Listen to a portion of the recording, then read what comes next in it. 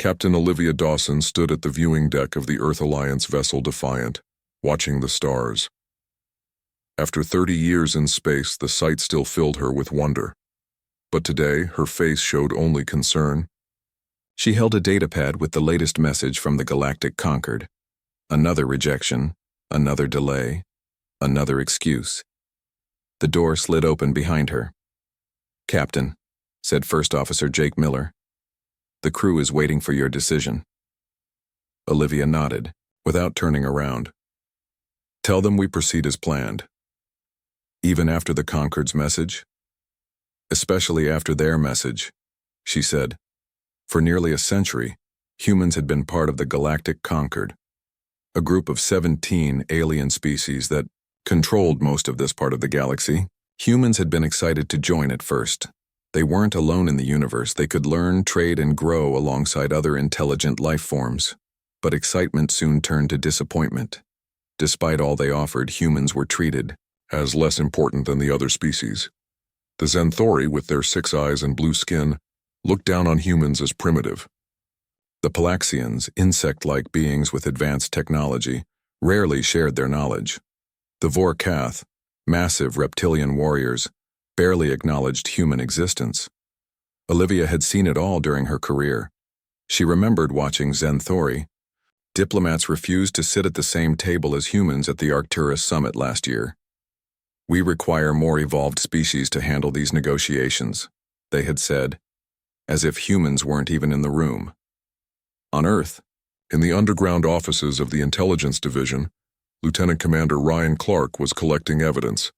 His desk was covered with reports from human colonies across space. Each told the same story. Humans were being treated unfairly. "Look at this," he said to his assistant, Lisa Young. New Montana called for help during a meteor shower last month. Their main habitat dome was destroyed. No Concord ships responded, even though 3 were in range. Lisa picked up another report. And Ridgewood Settlement lost half its people to starvation when food supplies never arrived. "Exactly," Ryan said. "These aren't accidents. I found proof that the Palaxians and Vorkath made a secret agreement to limit human expansion. They're using paperwork and rules to keep us contained." Lisa's eyes widened. "That goes against everything the Concord stands for." "Yes, it does," Ryan said, adding the report to his growing collection. "And I plan to prove it." Across the planet, in the capital city, Defense Secretary Natalie Ford walked quickly through the hallways of the government building. Her steps echoed on the marble floor as she made her way to the president's office. Under her arm, she carried a folder marked "Urgent." President Alan Howard looked up from his desk as she entered. His face was tired. Being the leader of humanity during these troubled times had aged him beyond his 56 years. "What is it?" "This time, Natalie?" he asked. "Proxima Centauri, sir," she said, placing the folder on his desk. "Our scientists have detected unusual activity in the star. Radiation levels are increasing. If it continues, Proxima Colony will become uninhabitable within months." The president opened the folder, scanning the reports. "Have we requested evacuation assistance from the Concord?" "Governor Martinez sent the request 3 weeks ago." The response came in today." Natalie handed him another document. "They say they'll consider our request at the next General Assembly." "Which is when?" 6 standard months from now." President Howard closed his eyes briefly. Proxima Colony was humanity's oldest and largest settlement outside the solar system. Over 1 million people lived there. "That will be too late." "Yes."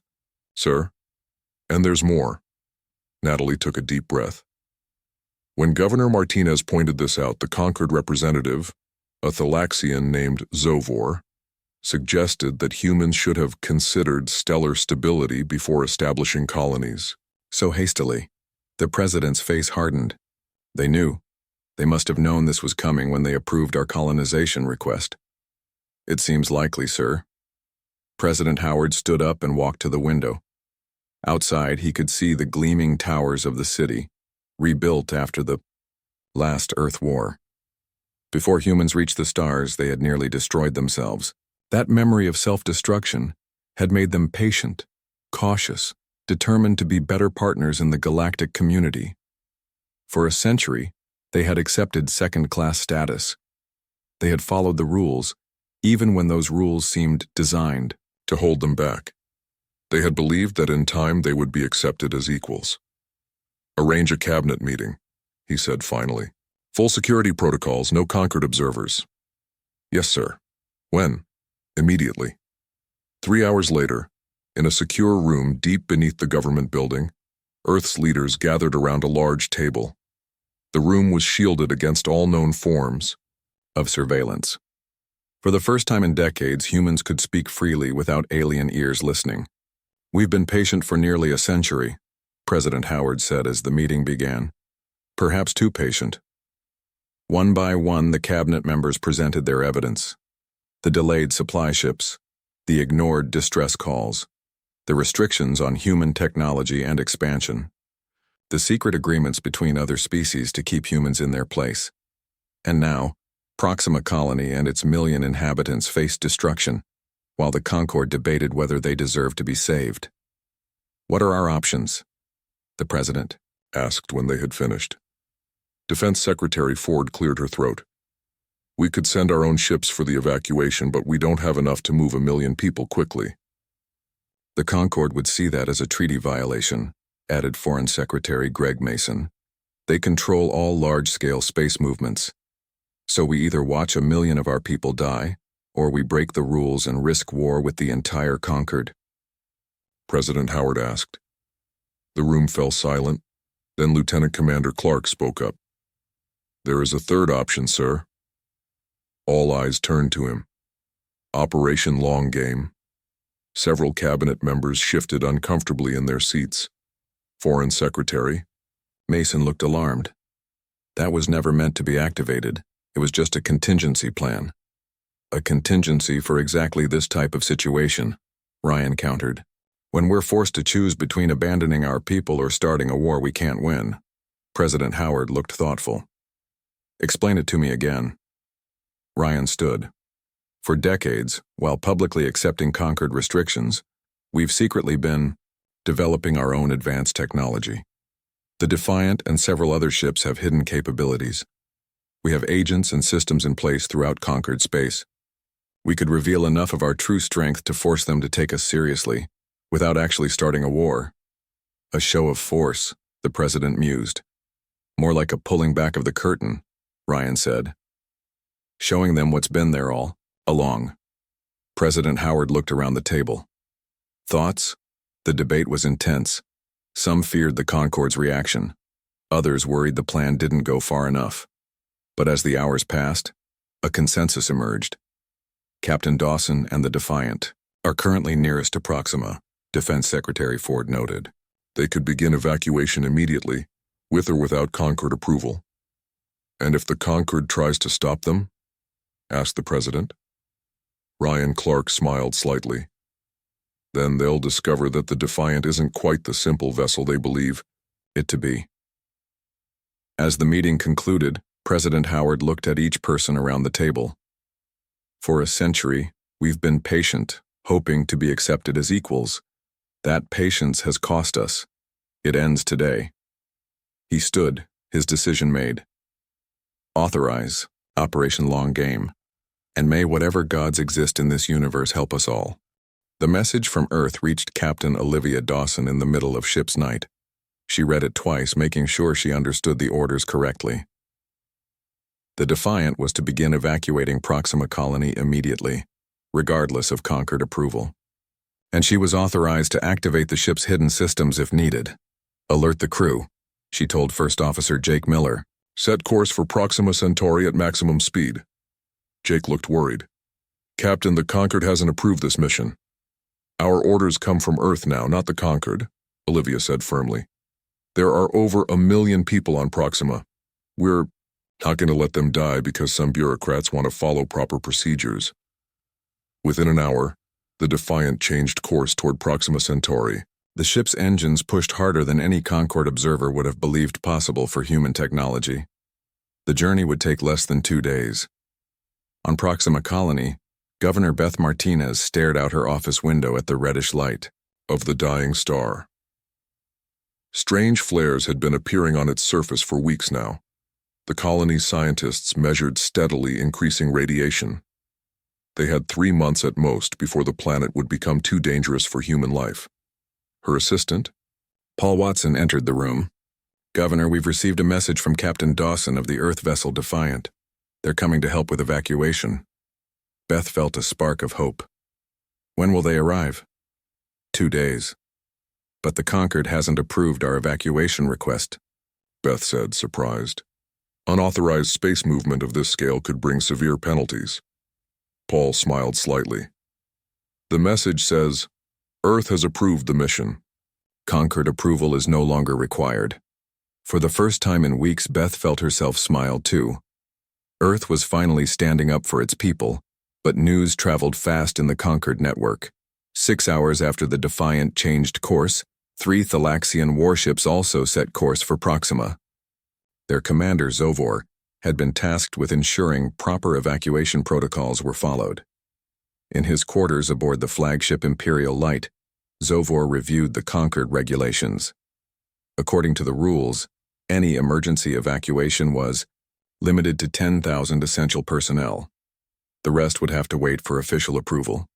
With over 1 million humans on Proxima, that meant leaving most of them behind to face the increasing radiation. Zovor smiled, his gray skin wrinkling around his 4 eyes. Humans were always breaking rules, always in a hurry. This time they would learn their place. Back on Earth, Lieutenant Commander Ryan Clark worked through the night, sending coded messages to human agents throughout Concord space. Each message contained the same simple code: long game active. In hundreds of locations, on Concord ships, in government buildings, on wealthy alien worlds, humans who had been quietly placed in seemingly unimportant positions received these messages. Engineers, maintenance workers, service staff, and others who had been largely ignored because of their human status began taking small, unnoticeable actions. Most aliens didn't even know what these humans were doing. After all, who pays attention to the maintenance staff? In the president's office, Alan Howard received urgent news. "The Thalaxians have dispatched 3 warships to Proxima," Defense Secretary Natalie Ford reported. "They claim they're going to monitor the evacuation, but we believe they intend to block it." "Can the Defiant handle 3 Thalaxian warships?" the president asked. Natalie looked uncertain. "On paper, no. The Defiant is registered as a standard human cruiser, but with its hidden modifications." She paused. "It could probably hold its own, but it would be a close fight." "Not acceptable," the president said. "We can't risk the lives of our people on Proxima." "There's another option," Ryan Clark said, stepping forward. "We could reveal more of our hidden strength." "What do you suggest?" Ryan pulled up a holographic display showing the location of various ships. "We have the Shadow Fleet." The Shadow Fleet was humanity's greatest secret. 30 advanced warships built in hidden facilities throughout the solar system. Officially, they didn't exist. They used cloaking technology that the Concord believed was centuries beyond human capability. "If we deploy the Shadow Fleet," Ryan continued, "we show the Concord that we've been holding back, that we're stronger than they thought." The president considered this. Using the Shadow Fleet would reveal that humans had been breaking Concord technology restrictions for decades, but it would also show that humans were not to be trifled with. "Where is the Shadow Fleet now?" "Already moving toward Proxima," Ryan said. "Admiral Sam Miller has been on standby since Operation Long Game was activated." 2 days later, the Defiant arrived at Proxima Centauri. Captain Olivia Dawson immediately began organizing the evacuation. Colony ships were loaded with people and essential supplies. The first vessels were already breaking orbit when the 3 Thalaxian warships arrived. "Attention Earth vessel Defiant," came Zovor's transmission. "You are in violation of Concord evacuation protocols. Only 10,000 authorized personnel may be evacuated without full Concord approval." On the bridge of the Defiant, Olivia exchanged glances with her crew. They all knew what was at stake. "Thalaxian vessel," she replied. "We are evacuating all 1 million colonists. The star's radiation will reach lethal levels in less than 3 months. We don't have time to wait for Concord approval. That is not my concern, Zovor responded, coldly. You will comply with regulations or face consequences. When Olivia didn't immediately respond, the Imperial Light moved to block the evacuation corridor. The other two Thalaxian ships positioned themselves to cut off escape routes. Final. Warning, human, Zovor transmitted. Cease this unauthorized evacuation. Olivia took a deep breath. This was the moment everything would change. I respectfully decline, she said calmly. Zovor's voice became angry. Then you leave us no choice. The Thalaxian ships powered up, their weapons systems. Move your vessel or we will fire warning shots. Instead of backing down, Olivia gave the order she had been waiting nearly her entire career to give. Activate Aegis Protocol. The bridge crew worked quickly, entering commands into their stations. Systems that had been hidden for decades came online. The Defiant's hull shimmered as advanced shields activated, shields far beyond what any human ship was supposed to possess. When the first Thalaxian shots came, they dissipated harmlessly against the shields. Zovor's shocked face appeared on the view screen. What is this? How do you have this technology? Olivia smiled slightly. We've always had it. We just chose not to show it until now. But the real shock came moments later. Behind the Defiant, space seemed to ripple and distort. One by one, 30 sleek warships appeared, their cloaking technology deactivating to reveal the Earth Shadow Fleet. This is Admiral Sam Miller of the Earth Shadow Fleet, came a new transmission on all frequencies. Captain Dawson and her evacuation. Mission are under our protection. Any hostile action against human vessels will be met with appropriate force. For the first time in known memory, a Thalaxian was speechless. The balance of power had just shifted dramatically, and everyone knew. Humanity had finally lost patience, and the galaxy would never forget this moment. The news of what happened at Proxima Centauri spread across the galaxy faster than any ship could travel. Across conquered space, aliens watched recordings of the Earth Shadow Fleet appearing as if from nowhere. Many refused to believe what they were seeing. Humans, with technology that advanced, it seemed impossible. But this was only the beginning of the revelations. On the conquered central world of Actrian Prime, a strange thing happened. At exactly the same time as the confrontation at Proxima, all security systems went offline for exactly 7 minutes.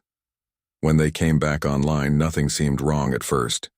But then messages began appearing on all public channels. They showed confidential Concord files, thousands of them, revealing years of deliberate discrimination against humans. There were messages between Xanthori diplomats discussing how to block human participation in important trade agreements. There were Palaxian reports analyzing human technology and recommending ways to keep humans from advancing too quickly. Most damning were the records of Vorkath military leaders discussing how to limit human colony expansion through what they called administrative obstacles. Across the conquered worlds, aliens watched these revelations with growing horror or anger, depending on their views of humans. Some had never known about these policies. Others had participated in them and now feared what would happen next. Even more shocking events unfolded on the luxury world of Belshara, where many wealthy and powerful Concord members had homes. The planetary defense grid, the most advanced in the Concord, suddenly displayed the Earth Alliance insignia on all control screens. It stayed there for exactly 1 minute before returning to normal. The message was clear. Human hackers could have disabled their defenses at any time, but chose not to. Most dramatic of all was what happened aboard the Vorkath dreadnought Unconquerable. This massive warship was the pride of the Concord fleet, with weapons that could destroy entire cities from orbit.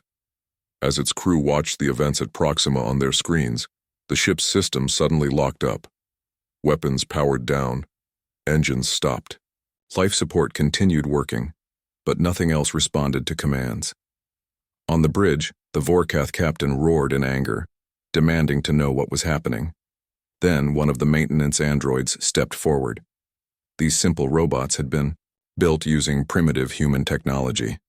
The Vorkath had never bothered to examine them closely. They were just cleaning machines, after all. This vessel is temporarily under our control, the android said in a flat voice.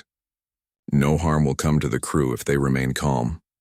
All across the ship, similar androids stopped their work and stood still. They had been there for years, watching, waiting, collecting information. The Vorkath had never suspected they were anything but simple tools. Back at Proxima, the evacuation continued under the protection of the Shadow Fleet. Admiral Sam Miller's flagship, the Vigilant, took position beside the Defiant. Captain Olivia Dawson received a call to come aboard. I never thought I'd see this day, Admiral Miller said as Olivia entered the bridge of the Vigilant. He was an older man with gray hair and a weathered face. After decades of hiding our true capabilities, it feels strange to be out in the open. How are the Thalaxians responding? Olivia asked. Zovor is furious but helpless, Miller replied with a small smile. He's demanded explanations, threatened sanctions, and finally requested to speak with someone higher in the Earth Command structure, and President Howard has agreed to address the full Concord Council in 48 hours. All 17 species will be there. Olivia looked out the viewport at the evacuation ships moving between Proxima and the various transport vessels. Will we be able to get everyone off the planet in time? With the Shadow Fleet's help, yes, Miller assured her. We're not leaving anyone behind.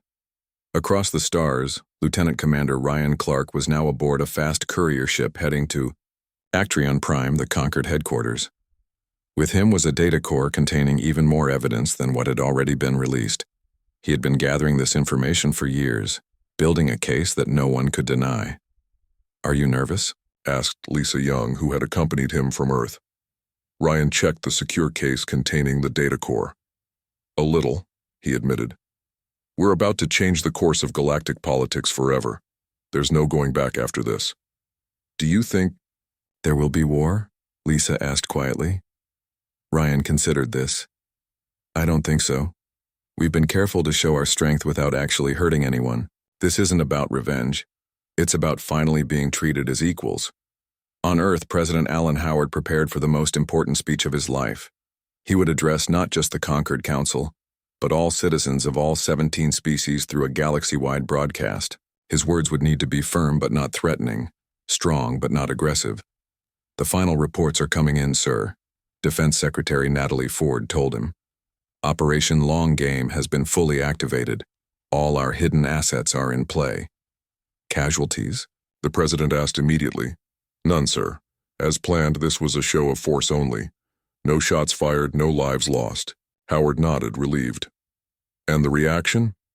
Mixed, Natalie said. The Zenthori are calling for our immediate expulsion from the Concord. The Palaxians are demanding that we surrender all illegally developed technology. The Vorkath are suspiciously quiet, probably because their flagship is still under our control. And the others? Several of the smaller species seem relieved, actually, Natalie said with surprise in her voice.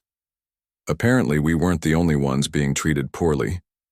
The Jasari representative sent a private message thanking us for having the courage they lacked. This was unexpected but welcome news.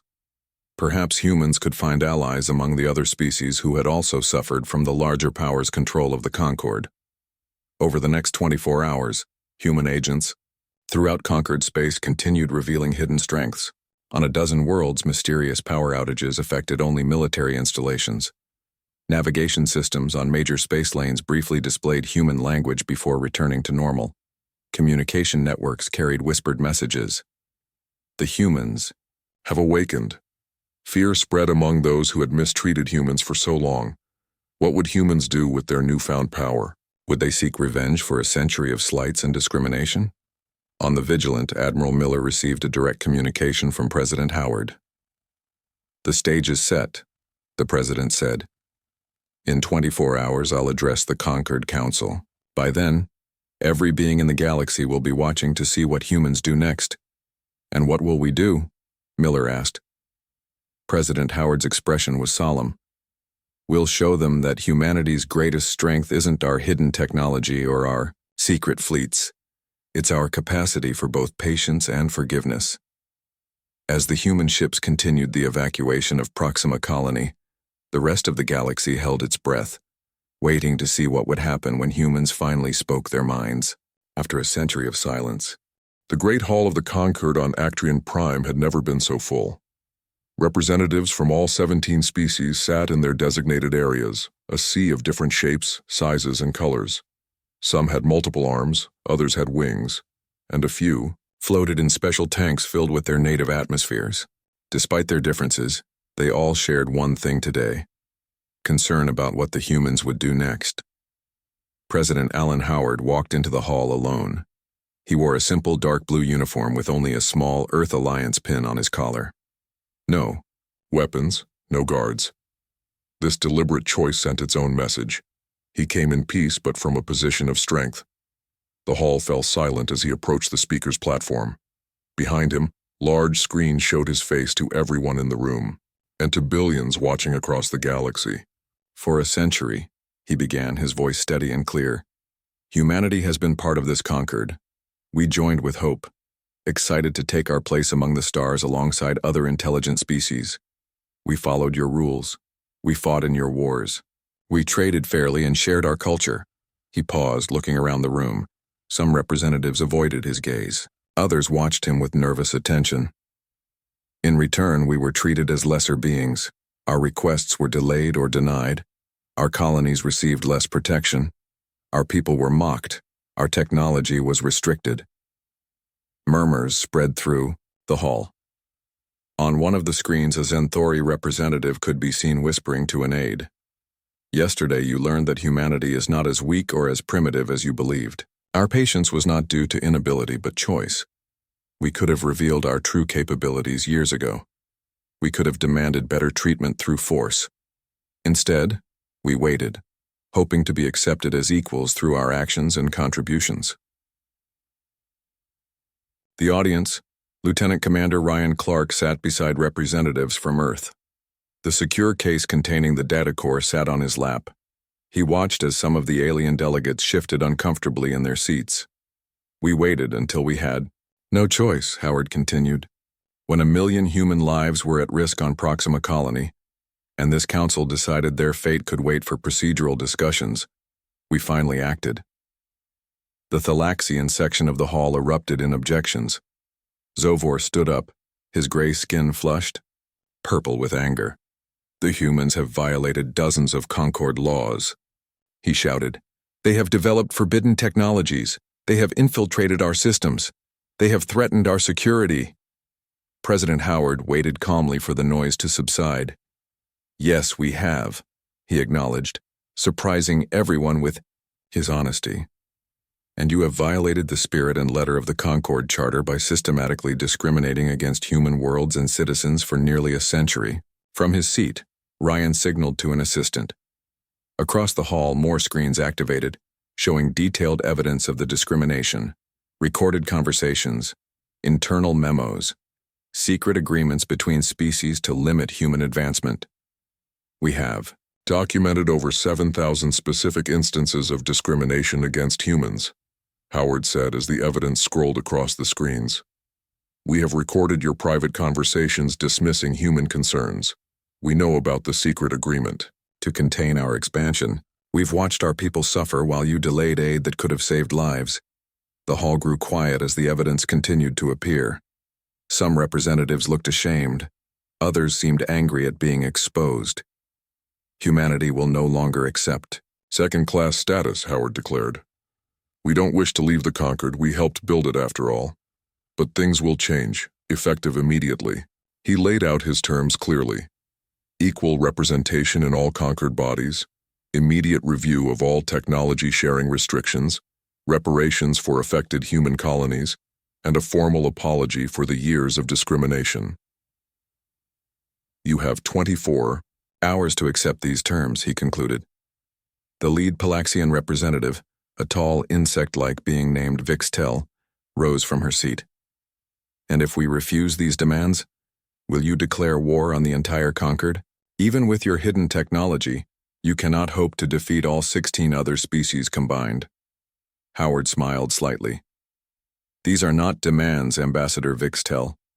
They are the requirements for a new era of honest cooperation. As for war, Humanity has never wanted conflict. To demonstrate that these are not empty threats, I should mention that we've placed dormant disruption devices in the central power cores of every major conquered facility. Gasps and shouts filled the hall. Security officials rushed to check their devices. This isn't a threat, Howard continued calmly. Merely a reminder that we could have chosen a much different path than peaceful negotiation. As if on cue, every delegate's personal communication device simultaneously displayed the exact specifications of their home world's supposedly unbreachable defense systems. Before anyone could respond, a new voice spoke up. It came from the section where the smallest Concord members sat, the Jasari, delicate beings no larger than a human child. The Jasari delegation supports the human position, said their speaker, a female named Leary. Her voice was soft but determined. We too have suffered under the dominance of the larger powers. Perhaps it is time for the Concord to truly live up to its founding principles of equality and mutual respect. This unexpected support created a stir. Then another voice joined in. The reptilian cavalry, normally allies of the powerful Vorkath. The cavalry also find merit in the human argument. We have witnessed the uneven application of conquered laws. Suddenly the hall was filled with voices as more of the smaller, less powerful, species began to express support for the humans' position. It seemed that humanity's stand had given courage to others who had also been mistreated. President Howard watched this with growing hope. This was the best possible outcome. Not humans against the Concord, but a reformed Concord where all members were truly equal. The Vorkath War Minister, a massive being named Drog, rose to his full height. The hall fell silent again. The Vorkath were feared for their military might and quick temper. The humans have shown both great restraint and great cunning, Drog said, his deep voice rumbling through the hall. They could have attacked when we were unprepared. Instead, they reveal their strength and ask only for fairness. He turned his yellow eyes toward Howard. The Vorkath respect strength, human, and we respect even more those who use strength wisely. It wasn't exactly an endorsement of the human terms, but it wasn't rejection either. Coming from the Vorkath, it was as close to support as anyone could expect. As the session ended, delegates broke into groups discussing the revelations in the human terms. Ryan Clark approached President Howard. "It's working better than we expected," Ryan said quietly. "The smaller species see us as champions for change." Howard nodded. "Now we need to make sure that change benefits everyone, not just humans. That's the difference between revenge and justice." He looked around at the buzzing activity in the hall. "The next 24 hours will determine the future of the galaxy." 6 months after President Howard's speech to the Concord Council, Captain Olivia Dawson stood on a viewing platform overlooking the new settlement on Proxima II. The colony had been completely relocated from the dying world of Proxima to its sister planet, which had previously been considered too difficult to terraform. Now, thanks to advanced technology no longer kept secret, the planet was well on its way to becoming a comfortable home. Most surprising of all was what stood beside: the human buildings, the Laxian structures, their unique spiral shapes catching the light of the red sun. After the Conquered had accepted the human terms, several species had offered to help rebuild what the Proxima colonists had lost. The Thalaxians, perhaps feeling the most guilt for their role in nearly dooming the colony, had been the first to offer assistance. "It's quite a view, isn't it?" said a familiar voice behind her. Olivia turned to see Zovor approaching. The Thalaxian commander now served as the liaison between his people and the humans of Proxima II. It was part of what the Concord called the Reconciliation Program, though many suspected it was also a form of punishment for his actions during the crisis. "I never thought I'd see Thalaxians and humans working side by side," Olivia admitted. Zovor moved to stand beside her at the railing. His 4 eyes blinked in sequence, a gesture Olivia had learned meant deep thought among his people. "There is something I have wanted to ask you," he said after a moment. "Why did humans accept such treatment for so long when you clearly had the power to demand better?" Olivia watched as a group of human and Thalaxian children played together in a park below. The children seemed to have no trouble understanding each other despite their differences. Patience isn't weakness, she finally replied. Our ancestors learned that lesson the hard way through centuries of conflict on Earth. We wanted to be sure we'd exhausted every peaceful avenue before demonstrating our strength. Zovor seemed to consider this. My people would have fought at the first insult. And that is why the galaxy remembers the day we lost patience, Olivia said with a small smile. Not because of what we did, but because of what we chose not to do. On Actrion Prime, the Concord headquarters had been moved to a new location, a neutral space station where all species had equal access and equal voice. Lieutenant Commander Ryan Clark, now promoted to commander, headed the new Joint Intelligence Service. His job was to integrate human and alien security systems, ensuring no species could secretly work against another again. Today, he was meeting with representatives from all 17 species to discuss a surprising discovery. After humans had revealed their hidden technologies, other species had begun to admit they too had been keeping secrets. The irony is remarkable, Ryan told Lisa Young, who now served as his chief of staff. We spent decades developing hidden capabilities because we feared the other species, but it turns out they were doing exactly the same thing, fearing each other, and sometimes fearing us. The Palaxians had advanced biological technology they had kept hidden. The Vorkath had secret weapons. Even the small Jasari had developed powerful encryption methods no one knew about. Every species had been preparing for the worst while hoping for the best. So what happens now? Lisa asked. If everyone reveals their secret technologies, won't that just start a new arms race? Ryan shook his head. That's why this joint commission is so important. We're not just sharing our secrets, we're creating a new framework for how technology is developed and shared across the Concord. No more restrictions based on species. No more keeping the best advances for yourself. Do you think it will work? It has to, Ryan said simply. The alternative is 17 species all developing weapons in secret, each afraid of the others. That path leads to destruction. On Earth, President Alan Howard sat in the garden behind his office, enjoying a rare moment of peace. The past 6 months had been exhausting. Endless negotiations, restructuring of treaties, and reorganization of the Concord itself. Defense Secretary Natalie Ford joined him, carrying 2 cups of coffee. She handed one to the president and sat down beside him. The final report on Proxima Colony, she said. The evacuation is complete. No casualties. The settlement on Proxima 2 is ahead of schedule. Howard nodded, relief visible on his face. And the new Concord Charter? Ratified by 15 of the 17 species already. The Zenthori are still debating, but they'll come around. They can't afford to be left out. And the Vorkath? Natalie smiled. Actually, they were among the first to sign. War Minister? Drog said something about respecting strength and wisdom in equal measure. Howard sipped his coffee, looking up at the blue sky. Somewhere up there, changes were spreading across the galaxy. Changes set in motion when humanity finally lost patience.